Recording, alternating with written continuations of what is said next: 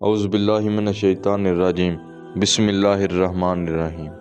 ایک یہودی حضرت علی رضی اللہ تعالیٰ عنہ کے پاس آیا اور آپ کے پاس آ کر علم کا مقابلہ کرنے لگا۔ حضرت علی رضی اللہ تعالیٰ عنہ نے مٹھی بند کر لی اور یہودی سے پوچھا کہ میری مٹھی میں کیا ہے؟ یہودی بولا اور کہنے لگا، آپ کی مٹھی میں ایک انڈا ہے جو میلوں دور ایک پہاڑی کے اوپر ایک کبوتری کے گھونسلے میں پڑا تھا۔ یہودی کے جواب پر حضرت علی رضی اللہ تعالیٰ عنہ مسکرائے اور کہنے لگے، آپ کا جواب بالکل صحیح ہے۔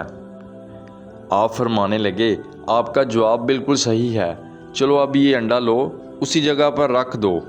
یہودی شرمندہ ہو کر بولنے لگا، اے علی، میرے پاس اتنی طاقت نہیں ہے کہ میں یہ انڈا وہاں رکھ سکوں۔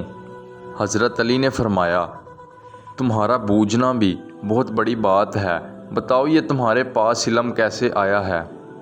یہودی نے کہا، میں ہمیشہ اپنے نفس کے خلاف چلتا ہوں، میرا نفس جو کہتا ہے میں اس کے الٹ کام کرتا ہوں اور یہی میرا صحیح فیصلہ ہوتا ہے۔